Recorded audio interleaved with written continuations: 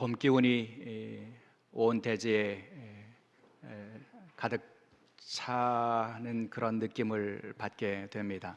겨울이 지나고요, 새봄이 되었다, 이런 느낌을 갖게 되죠. 봄이 되면 우리 신앙인들이 또 정신을 바짝 차리게 되는 그런 그 절기를 맞게 되는데, 우리가 그 사순절을 맞게 된다는 거죠. 광고 드린 것처럼 금주 수요일이 성회 수요일이고요.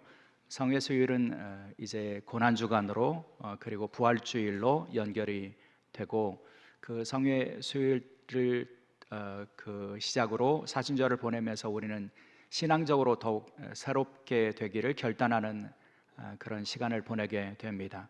예수 그리스도의 십자가 사랑을 깨닫고 그 사랑을 받는 우리가 더 영적으로 새로워지고, 또 그 사랑을 받는 사람의 모습에 합당한 모습으로 새로워지기를 기대하고, 그래서 사순절은 교회의 전통에서 보면 신앙의 훈련을 하는 그런 시간이기도 합니다.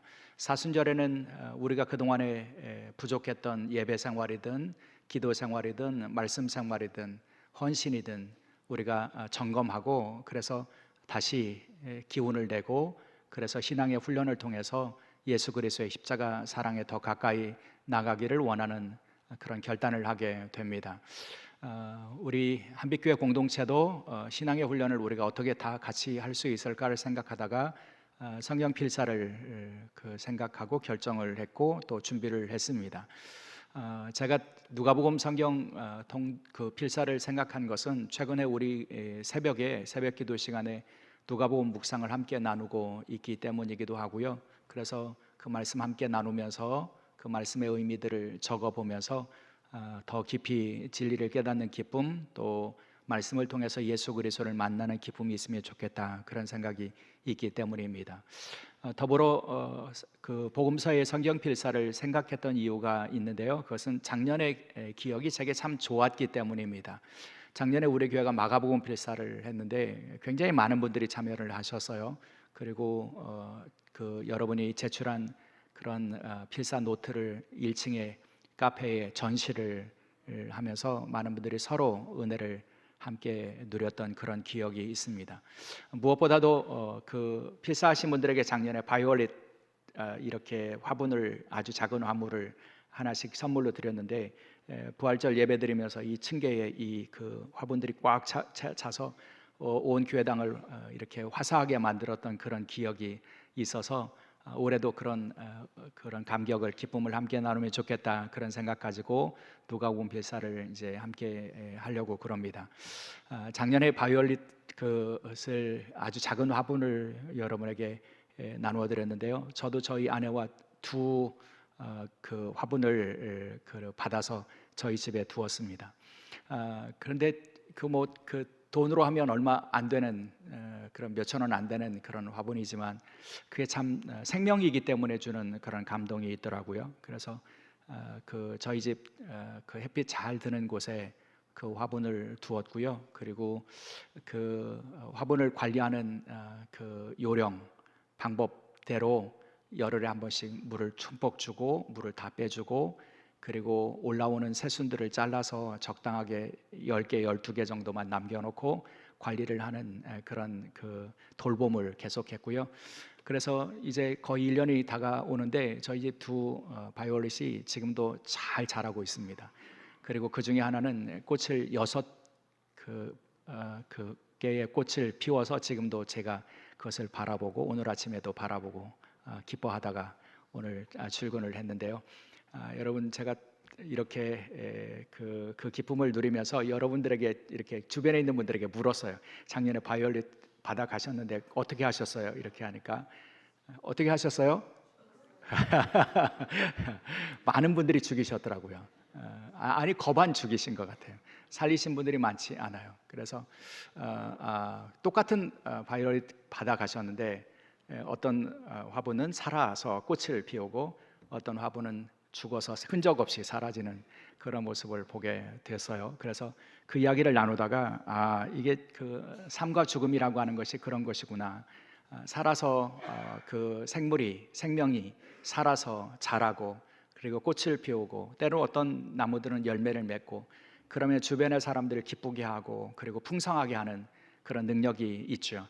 반면에 죽은 것들은 여러분 사라지게 되어 있다는 거죠. 삶과 죽음이라고 하는 것이 그렇게 엄격한 그런 차이가 있고 본질적인 그런 차이가 있구나 이런 생각을 하게 되었습니다. 그러면서 우리의 신앙을 생각했습니다. 여러분 우리의 신앙도 마찬가지이기 때문이죠. 여러분 우리의 신앙도 살아있는 신앙이 있는가 하면 죽은 신앙이 있다는 겁니다.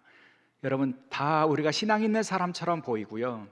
그리고 겉으로 보기에는 다 예배하는 사람이고 신앙생활하는 사람이고 교회 생활하는 사람처럼 보이지만 어떤 이의 신앙은 살아있는 신앙이고 어떤 이의 신앙은 죽은 신앙이 될 수도 있다는 거죠.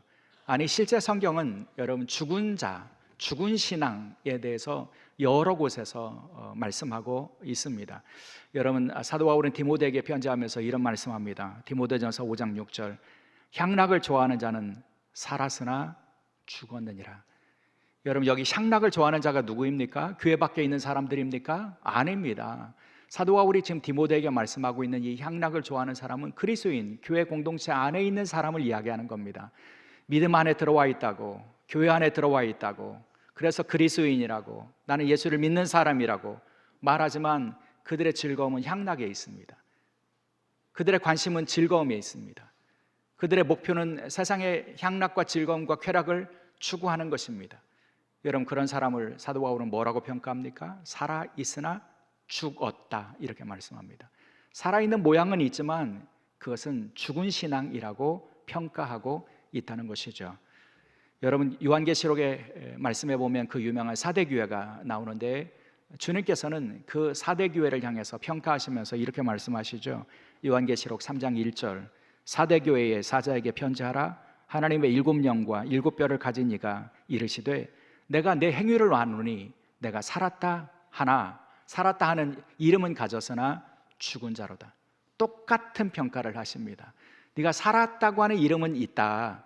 교회라고 하는 이름도 있다. 그리스도인이라고 하는 이름도 있다. 여러분 그러나 그 이름은 가졌지만 실상은 죽은 자로다. 이렇게 말씀해 주시고 있다는 겁니다. 겉모양이 중요한 것이 아니라는 거예요. 타이틀이 중요한 것이 아니라는 겁니다. 내가 모태신앙자이니 내가 수십 년 신앙생활 했느니 이게 중요한 것이 아니라는 거예요. 여러분 네가 살았다고 말할지 모르지만 하지만 내가 보기에는 아니다. 내가 보기에는 너희는 죽었다. 주님께서 그렇게 평가하시고 진단하셨다는 것이죠. 여러분 야고보 사도의 그 유명한 말씀도 여러분 기억하십니까? 야고보 2장 26절 영혼 없는 몸이 죽은 것 같이 행함이 없는 믿음은 죽은 것이니라. 여러분 죽은 것이니라. 뭐가요? 믿음이요. 여러분 믿음이 있다고 말할지 모르지만 그 믿음이 삶으로 이어지지 못하고 생명력 있는 그런 열매로 이어지지 못하면 그것은 죽은 것이다. 죽은 믿음이라고 말씀해 주십니다. 여러분 이렇게 성경은 살아있는 모양은 있지만 실상은 죽었다고 하는, 모양과 껍질은 있을지 모르지만 실상은 죽은 상태에 있는 그런 믿음의 사람들이 있다고 하는 것을 말씀하고 있다는 거죠.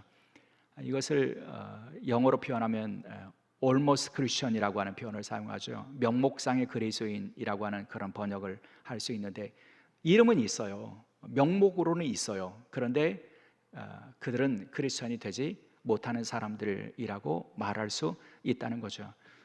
참 놀라운 것은요, 영국의 어느 기독교 연구소가 전 세계의 그리스도인들을 이렇게 연구하면서 그들 가운데서 명목상의 그리스도인들, 이름만 있는 그리스도인들이 얼마나 될까?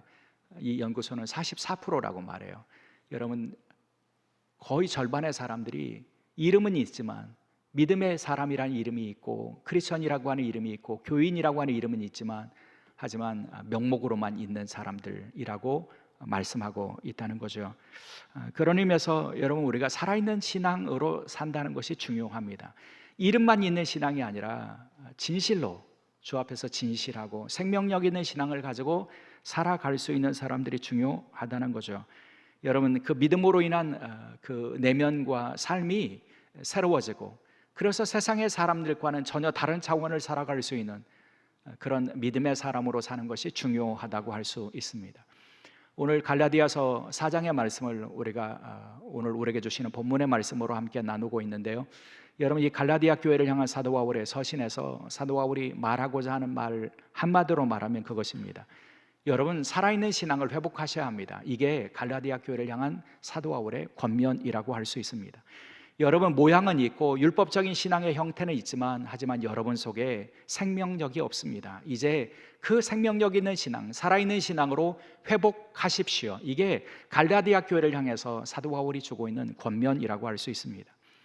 여러분, 갈라디아 교회는 사도행전 14장에서 우리가 만날 수 있는데, 사도 바울이 전도 여행을 하면서 여러분 그 이고니온, 루스드라, 비스디아, 안디옥, 더베 이곳을 방문해서 복음을 전하는 그런 사명을 감당하게 되는데요. 이 갈라디아 지역의 주된 도시는 그 이고니온, 루스드라라고 하는 그런 지역입니다. 사도 바울이 이고니온에 도착했어요. 이고니온에 가서 예수 그리스도의 복음을 전했어요. 예수 그리스도 그분이 하나님의 아들이시라고, 그분은 부활의 주님이시라고, 그분을 통해서 우리는 생명을 얻고 구원을 얻을 수 있다고 하는 것을 전하기 시작합니다. 그러자 그 복음을 적대하고 반대하는 사람들이 그 사도 바울을 핍박하고 그리고 환난을 가져다 줍니다. 그들은 다 유대적인 배경을 가지고 있는, 율법적인 그런 신앙을 가지고 있는 사람들이었습니다. 유대 그리스도인들 혹은 유대인들이었다는 거죠.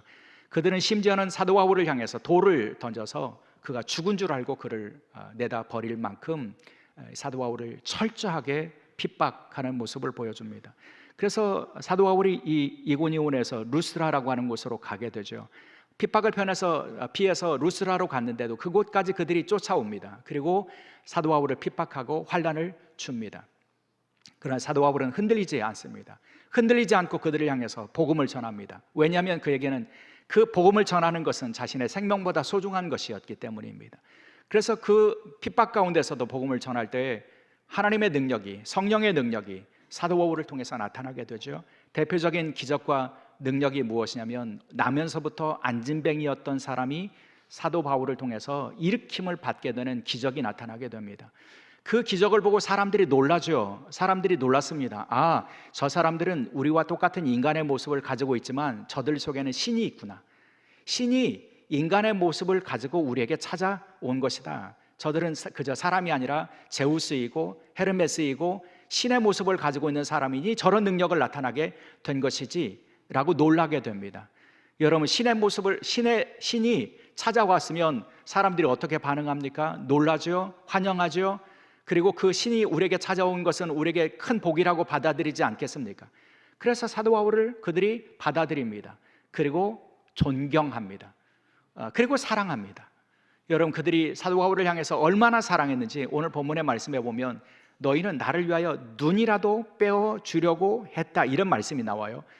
사도 바울이 약한 사람이었어요. 사도 바울에게 평생에 고통이, 가시가 있었는데 학자들은 그의 안질, 눈이 나쁘고 눈이 아파서 평생에 고생한 사람이라고 해석하지 않습니까? 그러니 여러분, 여기 선교 여행 중에서도 그는 눈 때문에 고생을 많이 했을 거예요.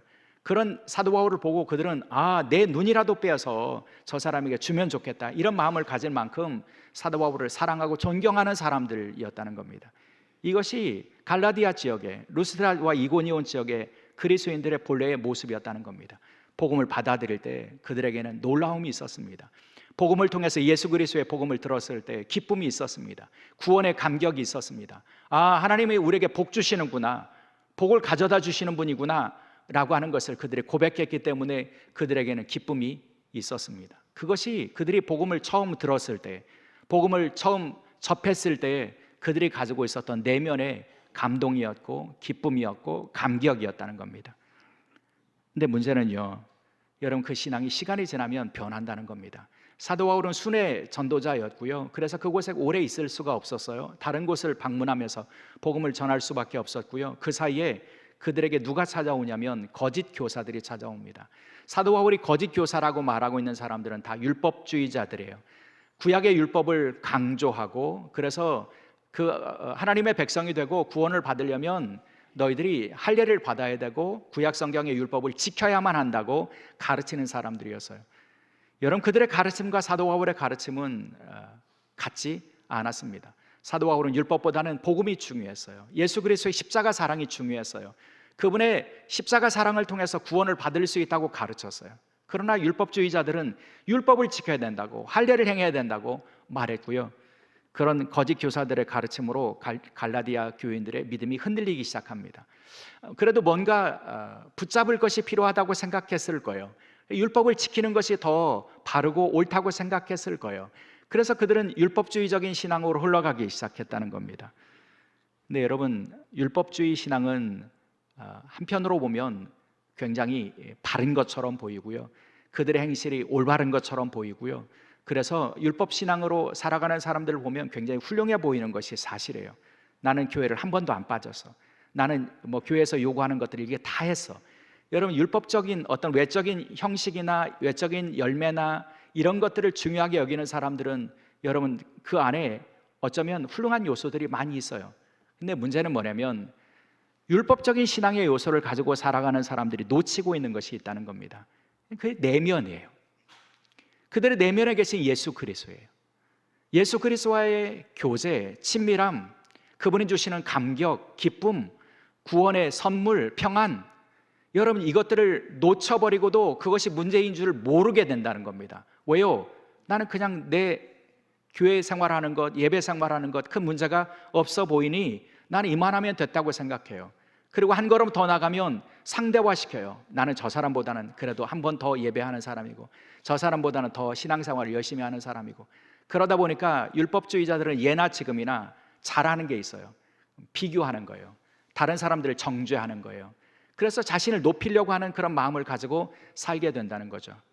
근데 문제는 뭐냐면 그렇게 자신의 행동에 집중하고 다른 사람들과 비교하고 자신을 의롭게 여기고 그러다 보면 그들의 내면이 무너지는 것을 인식하지 못한다는 겁니다. 그 내면이 무너져요. 그 내면에 정작 있어야 될 기쁨과 감격과 또 평안과 하나님 주시는 구원을 경험한 사람들이 누릴 수 있는 은혜와 이런 것들이 사라지는 줄 모르고, 둑이 무너지는 줄 모르고 있는 것과 똑같은 모습들이 율법적인 신앙인들에게 생겨나게 되어 있다는 거죠. 갈라디아 교회가 그랬다는 겁니다. 그들이 정말 놓치면 안 되는 것들을 놓치고 있었다는 거예요. 정말 본질적으로 중요한 것들을 그들이 놓치고 있었다는 거죠. 그래서 사도 바울이 그들의 그 문제를 지적하기 위해서 그들에게 던지는 질문이 중요한데요, 오늘 본문을 시작하는 15절의 말씀 여러분 보시겠습니까? 너희의 복이 지금 어디 있느냐? 내가 너희에게 증언하노니 너희가 할 수만 있었더라면 너희 눈이라도 빼어 나에게 주었으리라. 여러분, 사도 바울이 도전적으로 질문하는 내용이 무엇입니까? 너희의 복이 지금 어디에 있느냐 이렇게 묻습니다. 여기 복이라고 번역하고 있는 이 단어는 마카리스모스라고 하는 단어인데, 마카리스모스라고 하는 이 단어는 세상 사람들이 좋아하는 행복이나 혹은 기쁨이나 외적인 어떤 그 조건이나 이런 복을 이야기하지 않아요. 여기 이 복이라고 하는 의미는 영적인 복이고요, 하나님 주시는 복이라고 우리가 읽어야 합니다. 그러니까 사도 바울이 이렇게 묻는 거예요. 여러분이 복음을 들었을 때 여러분이 가졌던 그 영적인 복을 지금 잘 간직하고 계십니까? 여러분이 예수 그리스도의 복음을 듣고 기뻐했을 때 여러분의 마음속에 있었던 그 감격과 그 기쁨을 여러분 지금 어디에 두고 계십니까? 이렇게 묻고 있는 거예요. 율법적인 신앙에 물들어서 외적인 행동만 문제가 없으면 아무 문제가 없는 것처럼 생각하고 살아가는 여러분, 지금 여러분의 내면이 건강하십니까? 사도 바울은 그렇게 묻고 있는 거죠. 여러분이 구원받은 백성이 마땅히 품을 수 있는 그 기쁨이, 감격이 여러분의 마음속에 지금 샘솟고 있습니까? 이렇게 묻고 있는 거죠. 그래서 세번역 성경에는 이 말씀을 이렇게 옮기고 있는 거죠. 여러분의 그 감격이 지금은 어디에 있습니까? 여러분, 구원의 복음을 들었을 때 그 구원의 복음으로 인한 기쁨과 감격이, 나는 부족하지만 예수 그리스도의 사랑으로 내가 생명을 얻었고 구원을 얻었고 하나님의 자녀가 되었다고 하는 그 구원이 주는 그 기쁨과 감격이 지금 어디에 있습니까? 이렇게 묻고 있다는 거죠. 공동번역도 그렇게 번역해요. 그때 여러분의 그 감격은 다 어디에 갔습니까? 그때예요. 여러분, 사도 바울이 복음을 들고 그들을 찾아갔을 때, 그 복음을 들을 때, 그들을 통해서 나타나는 능력과 기적과 표적을 보았을 때, 아, 우리가 복받은 사람이구나, 그가 전하는 복음이 우리에게 복을 주는 복음이구나 라고 하는 것을, 진리를 받아들일 때 그들이 가지고 있었던 그 감격이 지금은 다 어디 갔는가 이렇게 묻는 거죠. 왜요? 그들이 놓쳤거든요. 그 기쁨과 감격을 다 잃어버렸거든요. 껍데기만 있으면 된다고 생각했거든요. 껍데기로만, 형식으로만, 율법으로만 하나님의 백성이라고 하는 이름을 지켜가면 된다고 생각했거든요. 그러면서 점점 자신의 내면에는 주님을 놓쳐버렸고 주님을 통해서 얻을 수 있는 그 감격과 기쁨이 상실되는 그런 문제를 그들이 알지 못하고 무너지고 있었다는 거죠. 사랑하는 여러분, 저는 이 사도 바울이 갈라디아 교회를 향해서 던지고 있는 이 질문이 오늘 저와 여러분을 향해서 성령이 주시는 질문으로 우리가 들을 수 있어야 한다고 믿습니다. 여러분, 성령께서 우리에게 그렇게 묻고 계십니다. 여러분이 예수 그리스도의 복음을 듣고 그 복음이 주는 구원을 경험했을 때에, 여러분이 가지고 있는 첫사랑을 주 앞에 고백했을 때에 여러분이 가지고 있는 그 기쁨과 감격이 지금은 어디에 있습니까? 여러분, 그 기쁨과 감격을 잘 간직하고 계십니까? 성령이 여러분을 향해서 던지는 질문으로 들을 수 있어야 한다는 겁니다. 지금요, 예배하는 지금요, 여러분 지금 여러분의 구원의 기쁨과 감격으로 가득 차 있는지, 여러분이 지금 예수 그리스도의 십자가 사랑으로 가득해 있는지, 무엇으로도 빼앗길 수 없는 그 구원의 선물로 우리의 영혼이 지금 살아 있는지, 우리의 영혼의 깊은 곳에서 예수 그리스도를 생각할 때에, 내 주를 생각할 때에 주를 생각하는 것만으로도 내 마음에 구원의 기쁨과 감사의 찬양이 넘쳐나고 있는지, 그래서 내 영혼이 지금 살아 있는지, 여러분 주님께서는 우리에게 그렇게 묻고 계시다는 거죠. 사랑하는 여러분, 우리가 율법적인 신앙에 물들어서 우리의 껍데기와 위선과 그리고 율법적인 삶에 여러분 우리가 집중하게 된다면 정작 우리는 우리의 내면에서 우리가 마땅히 품어야 될, 살아있는 신앙인이라고 한다면 마땅히 간직해야 될 것들을 놓쳐버린다고 하는 사실을 기억하시기를 바랍니다. 그래서 여러분, 우리가 사순절을 맞이하면서 특별히 그 신앙적인 과제에 집중하시면 좋겠습니다. 그래서 신앙적으로 내가 더 새로워지고 내 죽어있는 믿음이 아니라, 내가 형식화되고 화석화된 그런 신앙이 아니라 살아 움직이는 신앙으로 내 내면이 채워지고 내 내면이 살아나는, 살리시는 영을 통하여 내가 새로워지는 그런 감격을 맛볼 수 있는 믿음의 종들이 될 수 있기를 주의 이름으로 축원합니다. 그래서 사도 바울은요, 율법적인 신앙을 가지고 산다는 것이 얼마나 위험한지를 이 갈라디아 교회를 향해서 깨우쳐 주는데요, 그 말씀이 5장 4절에 있는 말씀이에요.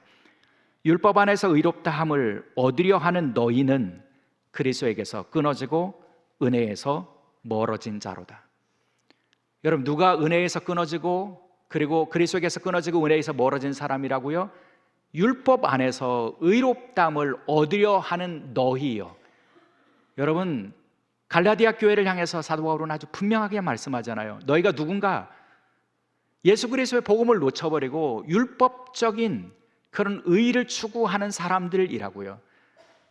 내가 율법을 하나 순종하면 하나님의 백성 된 것 같고, 내가 율법을 5개 순종하면 하나밖에 지키지 않는 저 사람들보다는 내가 더 훌륭한 것 같고, 그러면서 율법으로 주 앞에 완전할 수 없다고 하는 그 진리를 놓쳐버리고 상대적인 우월감과 상대적인 의로움을 자랑하고 살아가는 너희요, 너희는 결국 그리스도에게서 끊어진 사람들이구나, 너희들은 은혜에서 멀어진 사람들이구나, 이렇게 사도 바울은 말씀하고 있다는 거죠. 사랑하는 여러분, 율법주의의 문제는 바로 그것입니다. 우리는 상대화시킨다는 거예요. 상대적인 의의를 자랑한다는 거예요. 근데 문제는요, 율법으로 의로울 수 있는 사람은 아무도 없다는 거예요. 여러분, 우리는 그런 사람들이 아니에요. 율법을 지킨다고 해서 의로워질 수 있는 사람들이 아니에요. 그저 은혜로 주께 받아들여진 사람들이고 그리스도의 사랑으로 새로워진 사람들인데, 우리가 율법을 의지하면, 율법으로 내가 의롭다고 여김을 받겠다고 하면 우리는 그리스도에게서 끊어질 수밖에 없고 그 은혜에서 멀어질 수밖에 없고, 여러분 그 사랑에서 끊어지면, 그 은혜에서 멀어지면 우리는 결국 죽고 고사되는 나무와 같은 모양이 될 수밖에 없다고 하는 것을 말씀하는 거죠.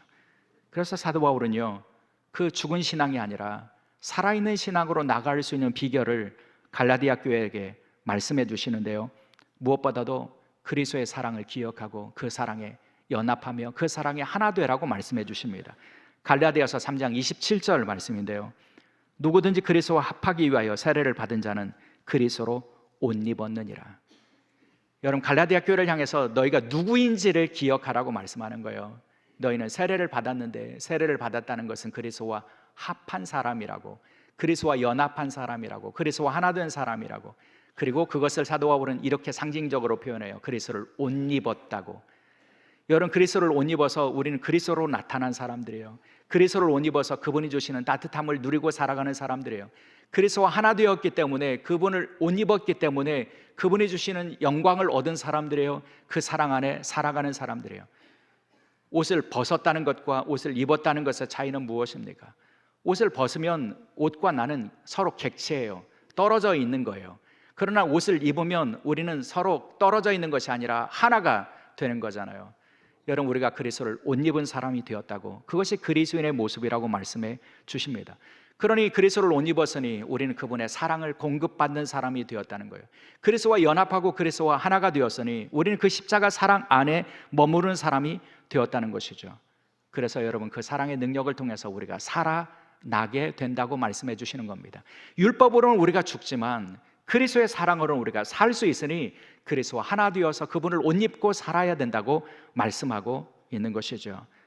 사랑하는 여러분, 그렇게 우리가 그리스도와 연합하면 우리의 신앙이 살게 되고요, 그 신앙은 여러분 하나의 특징을 갖게 되는데, 우리의 신앙이 사랑으로 역사하는 믿음으로 자라나게 되어 있다는 겁니다.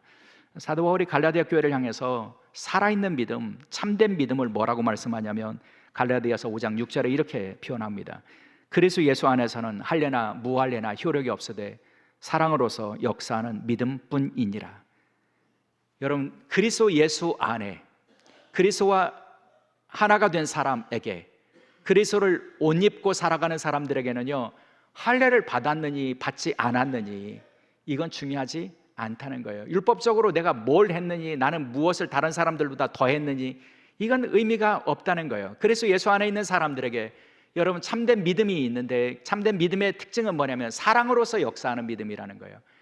여러분, 사랑으로 역사한다는 말은 다시 표현하면 믿음이 사랑을 통하여 일하는 것이다, 이렇게 번역할 수 있어요. 여러분, 우리의 믿음의 특징이 사랑으로 일하게 되어 있다는 거예요. 이게 그리스도 안에서 살아가는 사람들의 믿음이라고 말씀하고 있다는 거죠.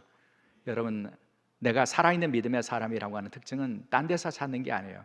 우리의 시선이, 우리의 생각이, 우리의 입술이 사랑의 입술과 시선과 삶을 살아가는지, 내가 믿음 안에서 산다고 하면서 우리에게 사랑을 행하는 능력들이 있는지를 통해서 우리가 확인할 수 있게 된다는 거죠. 그리고 그런 믿음을 살아있는 믿음이라고요, 그리고 그런 살아있는 믿음을 통해서만 우리는 주님과 연결되어서 주님 주시는 기쁨과 감격들을 늘 누리고, 우리의 내면이 살고 우리의 심령이 살고 우리의 삶이 살아나는 살아있는 신앙으로 살아갈 수 있게 된다는 것입니다. 사랑하는 여러분, 3월입니다. 우리가 이제 봄을 맞게 되는데, 여러분, 봄이 되면 우리는 생명의 신비를 경험하지 않습니까?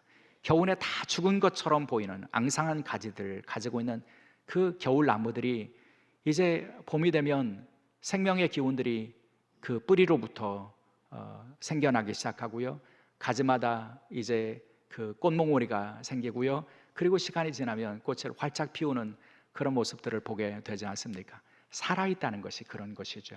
우리의 신앙이 죽어있지 않으면, 예수 그리스도 안에서 생명을 얻었으면, 예수 그리스도 안에 있으면 우리는 주님이 주신 사랑을 공급받고 그 생명의 영이신 성령이 주시는 능력을 공급받아서 살아나는 역사를 경험할 수 있게 된다는 것입니다.